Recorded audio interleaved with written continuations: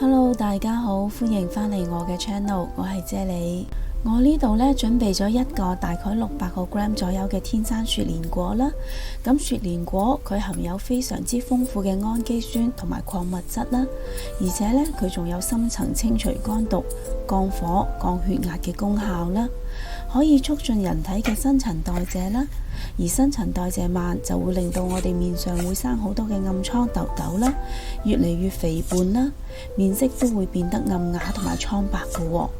咁有以上嘅症狀人士呢，我都建議佢試下煲我今日分享嘅呢一款湯水嘅，將去咗皮切好咗嘅雪蓮果擺落個湯煲度備用先。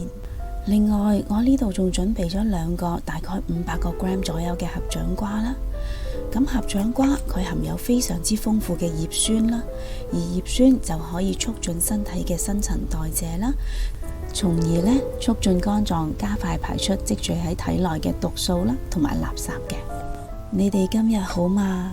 留言話我知你哋想睇啫喱煮啲咩餸啊！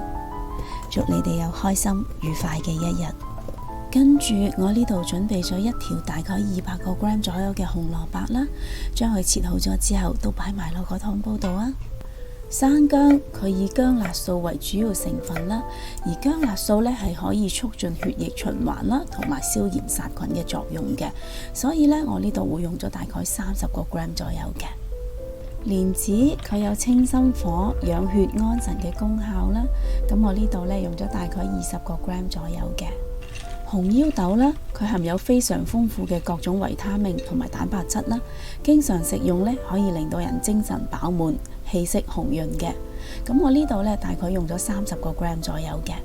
眉豆佢含有豐富嘅維他命 B1、B2 啦，可以幫助身體維持正常嘅新陳代謝啦、心臟同埋神經系統嘅正常功能啦。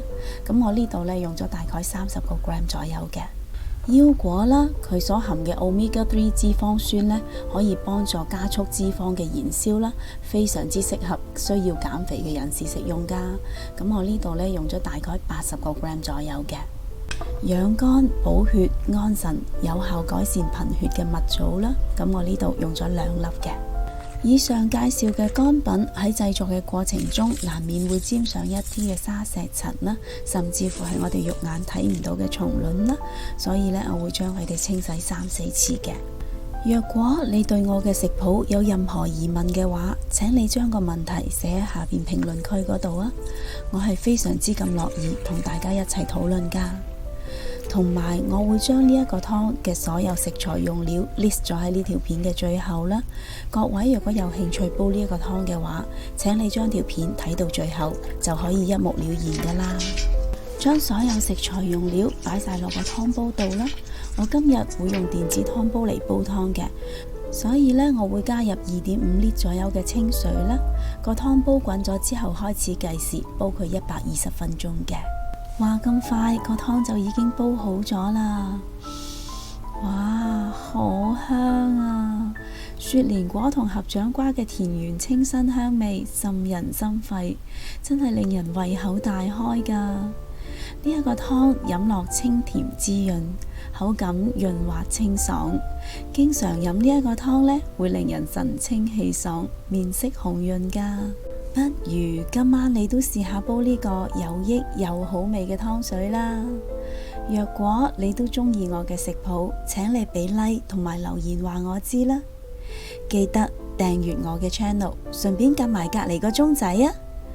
多謝晒你哋嘅收睇，我哋下一個食譜再見啦，拜拜。